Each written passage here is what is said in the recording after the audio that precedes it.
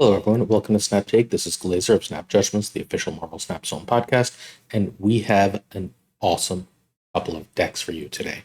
We've got one of my dream decks, a Sera Miracle Control that actually can pull off the Dracula and Colleen Wing shenanigans, which has long been a dream deck. And we've got the deck you're looking at, which is Devilish, a wonderful streamer, great Twitter personality, and really kind person. He has a Destroy deck that has a 74% win rate.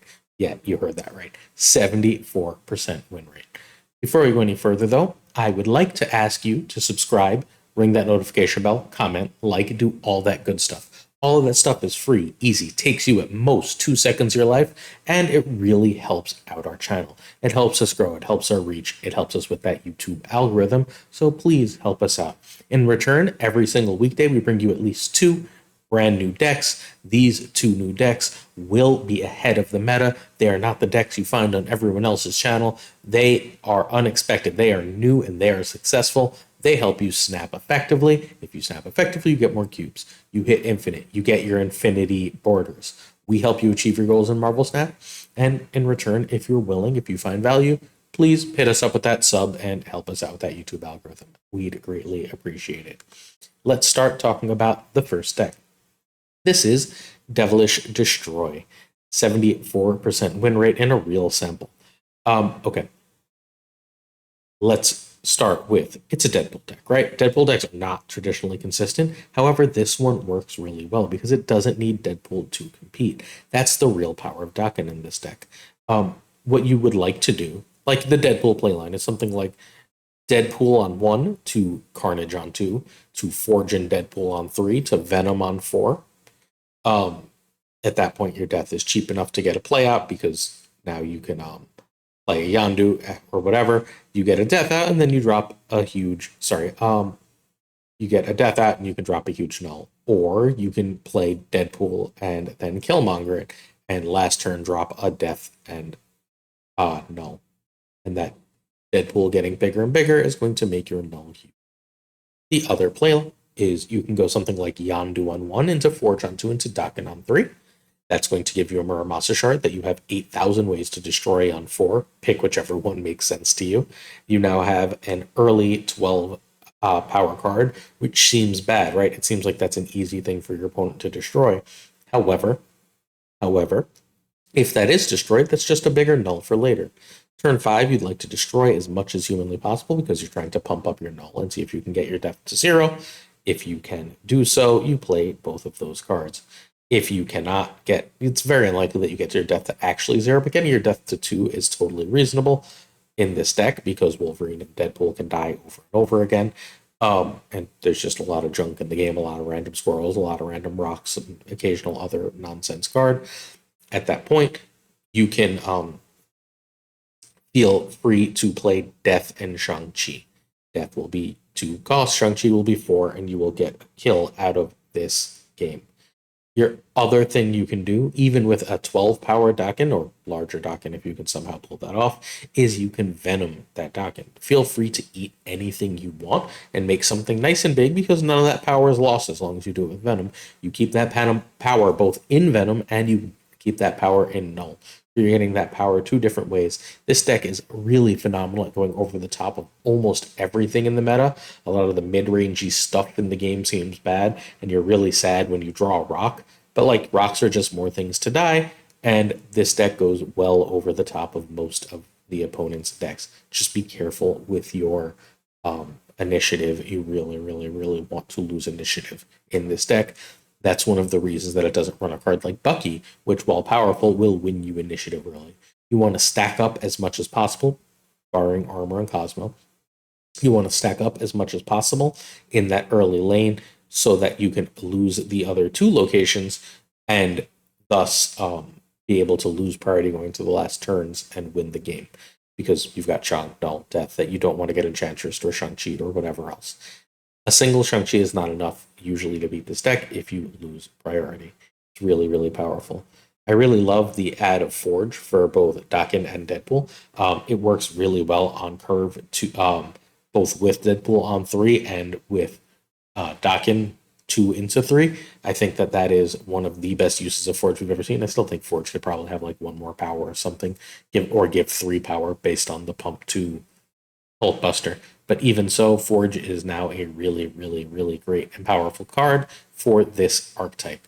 So I'm a fan. I think this is definitely a good deck, worth trying out. And I expected this to be a meta deck, basically like a version of this, to be a meta deck as soon as Daken came out. Everyone started going in different directions with Discard and Surfer, both of which are great. Not saying they're not, but this has slipped under the radar, so it's a great way to get extra cubes as people aren't ready for the sheer power this deck drops on your face. Our second deck for the day is Les's Daken Miracle. Most of you have absolutely no idea who Les is. Les is a phenomenal player, longtime card game player who builds absolutely stellar decks. This is a day one infinite build, and it's one of my favorite types of build in the game. I really like Sera Miracle decks that's job is to basically empty their hand, so at the end of the game, Colleen and Dracula can make big power stuff. So a reasonable play line. So, okay, let's talk about the combos here, actually. So you can go like Bucky and Carnage, right? Like that's very obvious. That's one of the main goals of the deck. But the other major thing this deck does, is one of the things you can do is you can go Sif into Ghost Rider, and the top card in your hand is very likely to be Sera, Magneto, or Infinite. Getting any of those out on turn 4 is stellar, absolutely stellar. At that point, especially if it's Sera, you would like to get out, or just play Sera on 5, right? You would really like to get out Dracula, and then you can play a card like Colleen Wing to help empty your hand. If Sera is out, Dracula is 3, Colleen, Carnage, and Bucky are all 1. You can play all of these cards, discard the lowest card cost from your hand, and then you're discarding, you're getting Dracula to either an Infinite or Magneto and winning the game. It's stellar. Now, you also have the Daken plan for this deck. That is a reasonably simple plan where you go something like Bucky into Daken, or Bucky into, or Zabu into Daken. The Zabu playline is a little bit stronger because then on turn 4, you can play the Muramasa Shard, get it out of your hand, and play your Dracula as necessary. And play, you can even, if you go Bucky into it, you can then on turn, and then play Daken on 3, you can go Lady Sith into Muramasa Shard on turn 4. You want to get that shard on the board if you can. If you can't, that's what Colleen is for. It's the only 1-cost card in the deck. A lot of these decks are running Nova, which can sometimes cause like the 50-50 of I don't have the 1 extra energy to spend these cards, but I'd like to guarantee discarding the shard. So like that's why getting the card on the board is so powerful on turn like 4. The armor is usually out at that point if it's going to get played, and you have your Carnage at that point to kill it. Obviously, the decision there is largely whether or not you've seen certain cards, right? So like a reasonable play line here would again be, let's pretend no Zabu. You go Bucky into Daken, into Lady Sif and Muramasa, or into Colleen and Zabu, or Zabu and Carnage, etc., etc. You get the idea. At that point, you really want Sera. Sera is incredible here. The one change I would consider making, as strong as Magneto is I might run America Chavez for the extra consistency. A 4/9 isn't broken, but it's still extremely powerful with Dracula. And it also lets me get my Lady Sif Ghost Rider Sera combo a little more often. And that Sera combo is so sweet because that Sera makes it really, really likely that you're going to have a giant Dracula at the end of the game to win things. Magneto does have extra value with Darkhawk and Surfer everywhere when you can Sif and Ghost Rider it.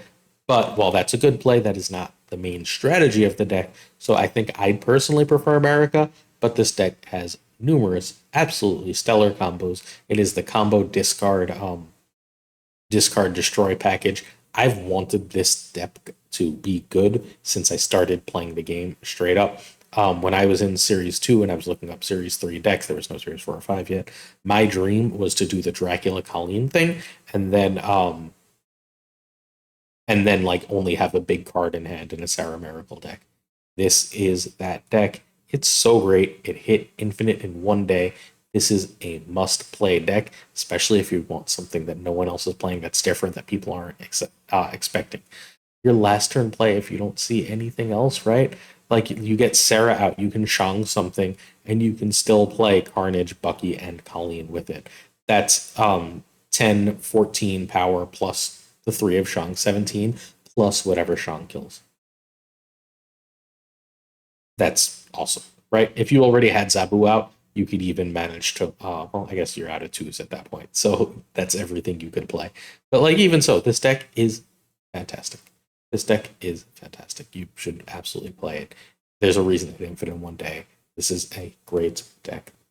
All right, that's it for today. Thank you so much for watching. I'll be back either later or tomorrow with another Snap Take with more great Marvel Snap decks. Peace.